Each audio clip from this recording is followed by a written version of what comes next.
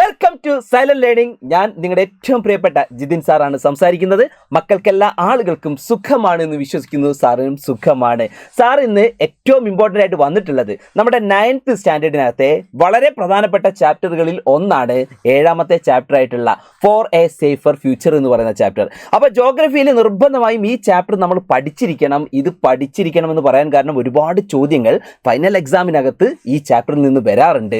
നമുക്ക് എന്ത് ചെയ്യാം, ഇതിൽ നിന്നും ആവർത്തിച്ച് വരുന്ന പ്രധാനപ്പെട്ട ക്വസ്റ്റ്യൻസ് നമുക്ക് എന്ത് ചെയ്യാം, നമുക്കൊന്ന് ചെക്ക് ചെയ്യാം. ക്വസ്റ്റ്യൻസും ഉണ്ടാവും, അതിൻ്റെ ആൻസേഴ്സും ഉണ്ടാവും. നിങ്ങൾ മക്കൾ റെഡി ആണല്ലോ? നമുക്ക് എന്ത് ചെയ്യാം, ഓരോന്നിലേക്കും പോകാം.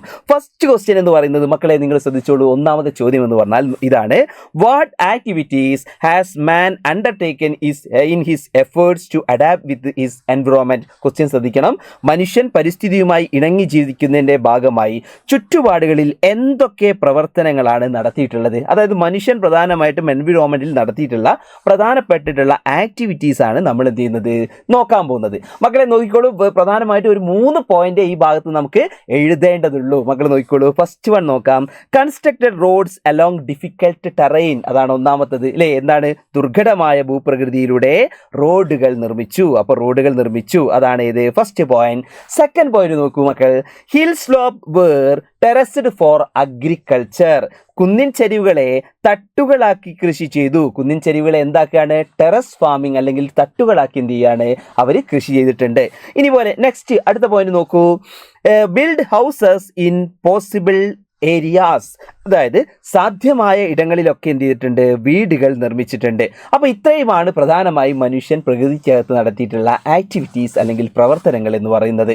അപ്പോൾ ഇത് ക്ലിയർ ആണല്ലോ. അങ്ങനെയെങ്കിൽ നമുക്ക് സെക്കൻഡ് ക്വസ്റ്റ്യനിലേക്ക് പോകാം. മക്കളെ നോക്കൂ, സെക്കൻഡ് ക്വസ്റ്റ്യൻ എന്ന് പറഞ്ഞു കഴിഞ്ഞാൽ സിമ്പിൾ ക്വസ്റ്റ്യൻ ആണ് മക്കളെ. ക്വസ്റ്റ്യൻ ഇതാണ്: what are natural hazards? Write any 2 examples. അവിടെ ചോദ്യം ചോദിച്ചിട്ടുണ്ട്.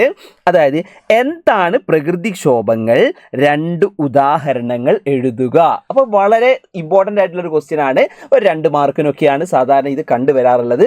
നമുക്ക് എന്ത് ചെയ്യാം, അതിൻ്റെ ആൻസേഴ്സിലേക്ക് നോക്കാം. എന്താണ് പ്രകൃതിക്ഷോഭങ്ങൾ അല്ലെങ്കിൽ നാച്ചുറൽ ഹസാർഡ്സ് എന്ന് പറഞ്ഞാൽ എന്താണ്? മക്കൾ നോക്കിക്കോളൂ.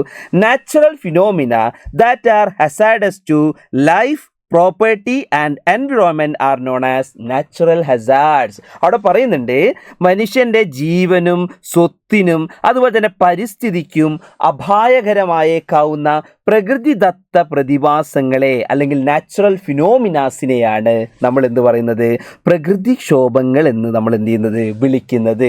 അപ്പോൾ എക്സാമ്പിൾ ഓൾറെഡി പറഞ്ഞിട്ടുണ്ട്. Land slide and earth cake ആണ്. ലാൻഡ് സ്ലൈഡ് എന്ന് പറഞ്ഞാൽ മക്കളെ നിങ്ങൾക്കറിയാം ഉരുൾപൊട്ടലാണ്. ലാൻഡ് സ്ലൈഡ് മീൻസ് എന്താണ്? ഉരുൾപൊട്ടലാണ്. അതൊരു എക്സാമ്പിൾ ആണ്.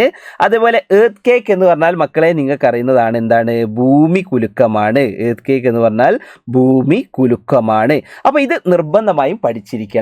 ഇത് മാത്രമല്ല, ഒരുപാട് എക്സാമ്പിൾസ് ഉണ്ട്. നമ്മളോട് 2 എക്സാമ്പിൾ ആണ് ചോദിച്ചത്, അത് നമ്മൾ പറഞ്ഞു.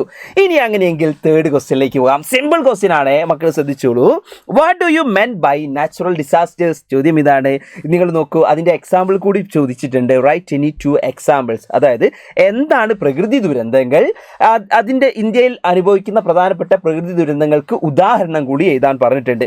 മക്കളെ നമുക്ക് നോക്കാം എന്താണ് നാച്ചുറൽ ഡിസാസ്റ്റേഴ്സ് അല്ലെങ്കിൽ പ്രകൃതി ദുരന്തം എന്താണ് നോക്കാം.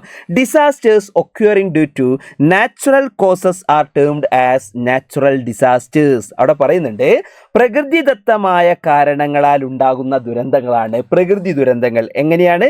പ്രകൃതിദത്തമായ കാരണങ്ങളാണ് കേട്ടോ. നാച്ചുറൽ കോസസ് ആണ്. നാച്ചുറൽ കോസസ് അല്ലെങ്കിൽ പ്രകൃതിദത്തമായ കാരണങ്ങൾ കൊണ്ടുണ്ടാകുന്ന പ്രധാനപ്പെട്ട ദുരന്തങ്ങളെയാണ് നമ്മൾ നാച്ചുറൽ ഡിസാസ്റ്റേഴ്സ് അല്ലെങ്കിൽ പ്രകൃതി ദുരന്തങ്ങൾ എന്ന് വിളിക്കുന്നത്.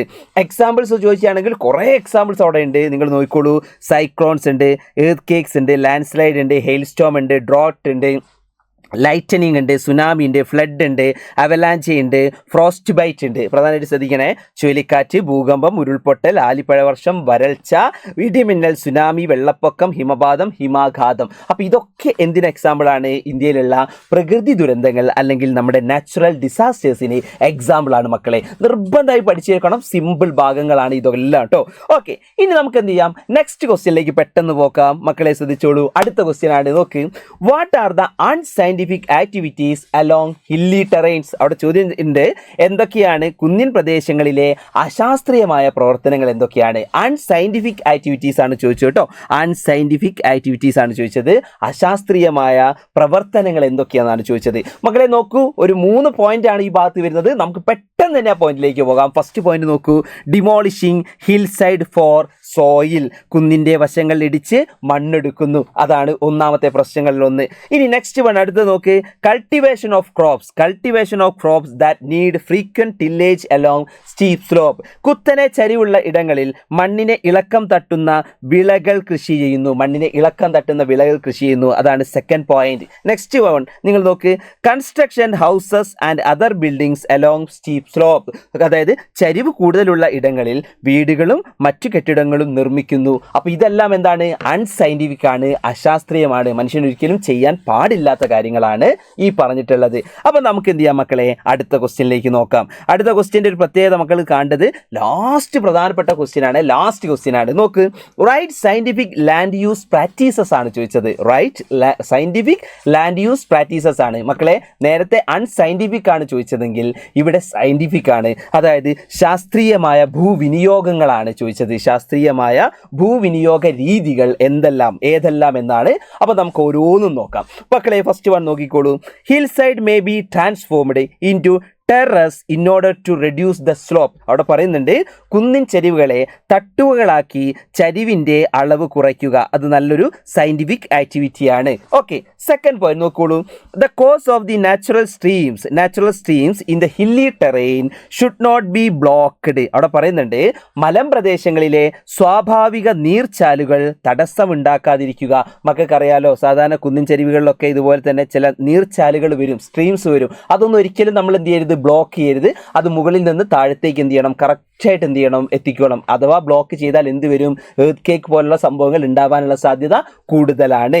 ഇനി ലാസ്റ്റ് പോയിന്റ് നോക്കൂ, construction activities along steep slope should be avoided. അവിടെ പറയുന്നുണ്ട് ചരിവ് കൂടുതലുള്ള ഇടങ്ങളിൽ നിർമ്മാണ പ്രവർത്തനങ്ങൾ എന്ത് ചെയ്യണം, ഒഴിവാക്കണം. നമ്മുടെ ഹൗസസും അതുപോലെ ബിൽഡിങ്സും ഒന്നും എന്ത് ചെയ്യരുത്, അങ്ങനെയുള്ള സ്ഥലങ്ങളിൽ ഉണ്ടാക്കാൻ പാടില്ല.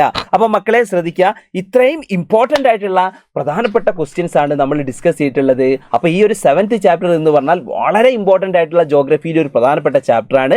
മക്കൾ ഈ ക്വസ്റ്റ്യൻസ് ഒക്കെ നിർബന്ധമായി പഠിക്കണം. ഫൈനൽ എക്സാമിന് ഉറപ്പുള്ള ക്വസ്റ്റ്യൻസ് ആണ്. അപ്പോൾ മക്കൾക്ക് എല്ലാ ആൾക്കാർക്കും വീഡിയോ ഇഷ്ടമായി എന്ന് വിചാരിക്കുന്നു. മക്കൾ എന്ത് ചെയ്യണം, ഈ വീഡിയോയ്ക്ക് താഴെ നിങ്ങളുടെ കമൻറ്റുകൾ നിങ്ങൾ എന്ത് ചെയ്യണം, അവിടെ രേഖപ്പെടുത്തണം. ഓക്കെ മക്കളെ, സോ നിങ്ങൾ കാണുന്നത് ജിതിൻ സാറെയാണ്, നിങ്ങൾ കേൾക്കുന്നത് ജിതിൻ സാറെയാണ്. എല്ലാ ആൾക്കാർക്കും ഓൾ ദി ബെസ്റ്റ്. ബൈ.